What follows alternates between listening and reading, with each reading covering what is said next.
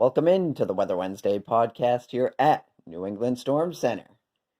So, I was admittedly skeptical about this particular nor'easter putting up 30 plus inch amounts. On my snowfall map, I had my highest zone was 12 plus inches. So I was right. There was more than 12 inches in places. So, I mean, technically was right there.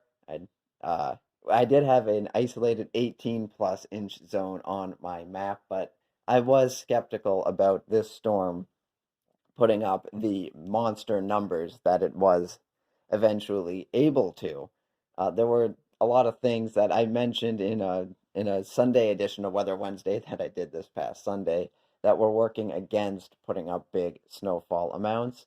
But the storm, very powerful storm, was able to overcome that with very intense snowfall rates, 3, 4 inches an hour. These bands were persistent. They lasted for several hours, and that allowed some areas of New England, mainly Vermont, central Massachusetts, and southwest and south central New Hampshire, were able to put up some big time numbers. This storm was able to hit the 3 foot mark. This is the ninth snowstorm in the New England Snowstorm Hall of Fame to hit at least 36 inches. This storm, of course, will be going into the New England Snowstorm Hall of Fame that you can find at newenglandstormcenter.com. That's under the Weather History tab and then New England Snow. There, that is where you will find the New England Snowstorm Hall of Fame. This one will be added in. It's not in there yet, but it will be put in.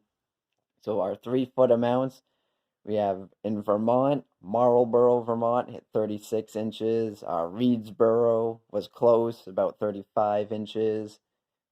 New Hampshire got very close to the 3 foot mark. Peterborough hit 35.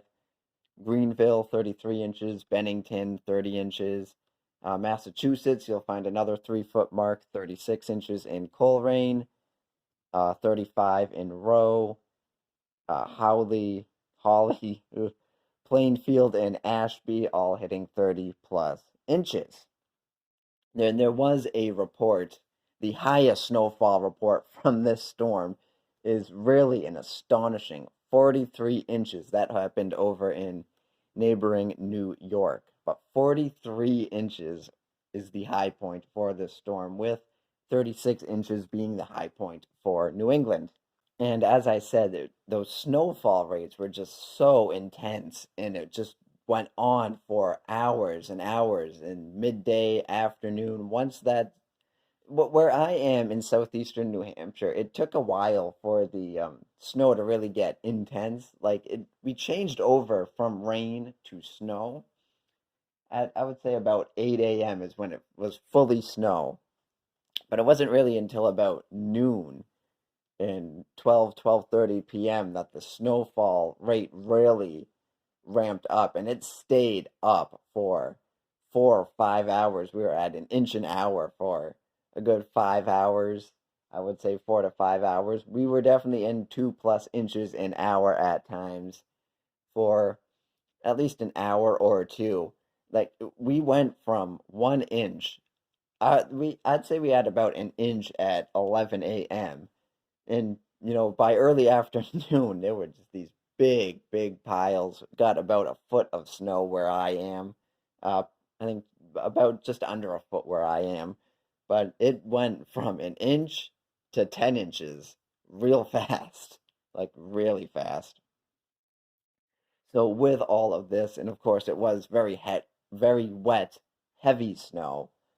Uh, that is that's one of the reasons why I did not think we were going to see these massive, massive amounts, because of that snow really compresses down, and it's hard to pile that way up. But that did cause a lot of power problems. I knew there was going to be a lot of widespread power issues in this storm. And I knew there was going to be a lot of widespread power issues from the heavy wet snow. I know a lot of media outlets focused on the intense wind, and there's going to be a lot of power outages along the coast, and they didn't pay too much attention to the power outages inland, and that is pretty much exclusively where the outages happened was from that heavy, wet snow. There were over the highest power outage numbers that I saw last night. It was just over 215,000 in New England. Again, it pretty much exclusively where the highest snowfall occurred here. And I'm recording this on Wednesday morning. It's coming down slowly but surely. We're down to about 180,000 outages right at this point. Of course, those are going to keep coming down with there are gusty winds, but the storm has pulled away, so those outages will be coming down throughout the day steadily.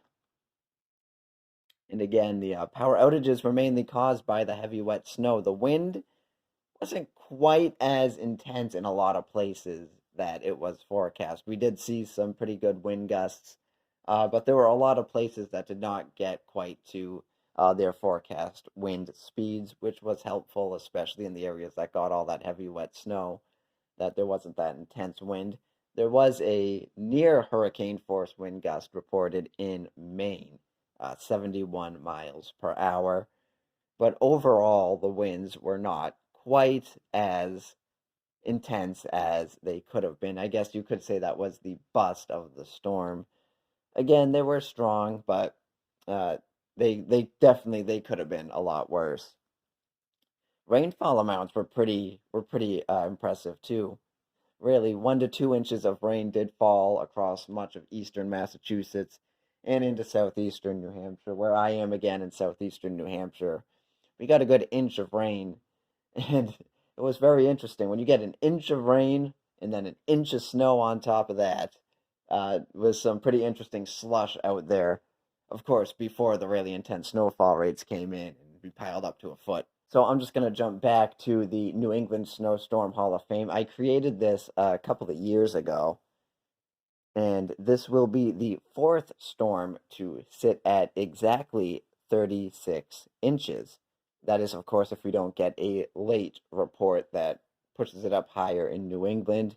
It's possible. I don't think it's likely, but it's possible.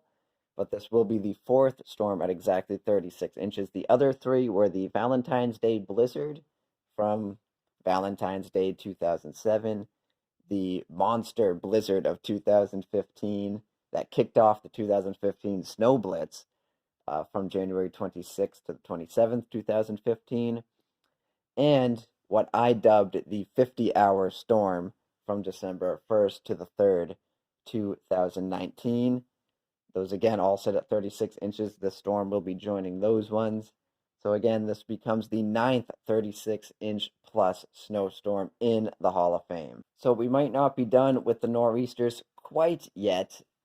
There have been signals this past week of a potential nor'easter forming next week. As of right now, the Euro Ensemble model currently has this storm passing to the south. It's had model runs that hits New England right on with another powerful nor'easter. There's been other times where it's run to the south. Right now, it's showing it running to the south and not getting very powerful, but it's been going back and forth, so it's something to keep in the back of your mind. There may or may not be a nor'easter next week, and of course, if there is a nor'easter, it might not be a snowy nor'easter. There's many factors. This storm is far, far from being locked in, and it might not be able to form at all. Again, just something to keep in the back of your mind. I just wanted to bring that up, a little long-range forecasting here at New England Storm Center. So that is going to do it for this edition of Weather Wednesday. So keep it right here at newenglandstormcenter.com, and you will hear from me again next Wednesday. Thank you for listening and watching.